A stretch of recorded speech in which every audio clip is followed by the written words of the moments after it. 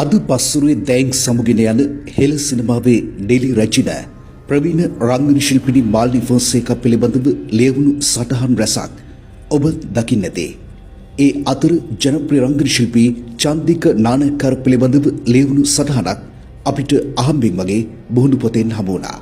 මේ සටහන තබා තිබුණේ කැලුම් පාලිත බහිරත්න විසින් උපුටා ගැනීම. මම ඊට දවස් දෙකකට විතර කලින් පුංචි පෝස්ට් එකක් දැම්මා. ඇත්තම ඇත්ත කතාවක ඇත්ත කතාවක් කියන්න තියෙනවා කියලා.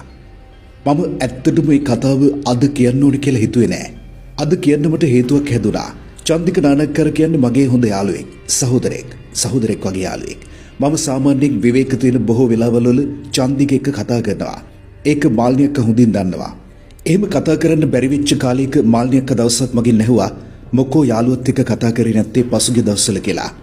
චන්දික මාලිනී අක්කව බලාගත්ත හරි අපූර්ව විදිහට. මම දන්නවා පසුගිය කාලේ වුණ නාට්‍ය කිහිපයක චරිතත් අතහැරියයි වෙනුවෙන්. මම දන්නවා මාලිනී අක්කව දවස් දෙකකට සැරයක් හොස්පිටල් ගෙනියන්න කොච්චරනම් සූදානම් වුණාද කියලා. මම දන්නවා ඔහුගේ යුතුයකම ඉතා ඉහළින් ඔහුට කළ හැකි ඉතාම උපරිමයෙන් කළා කියලා. මට මේ කතාව අද ලියන්න හේතුනේ මං අනුරාධපුරේ ඉඳලා ඇවිල්ලා චන්දිකට කෝල් එකක් දුන්නා. එතකොට ඔහු හිටියේ ගෙදර.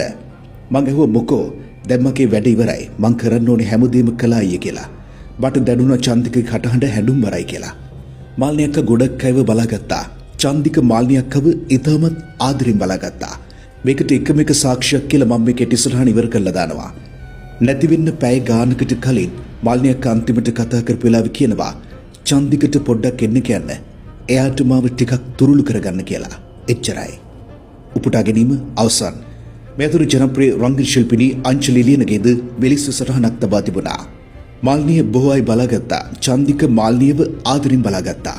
ඒ ඇති චන්දිකය ඔයාගේ බලා ගැනීම පුදුමාකාරයි. ඒ කැපකිරීම ලේසියෙන් කාටවත් කරන්න බෑ.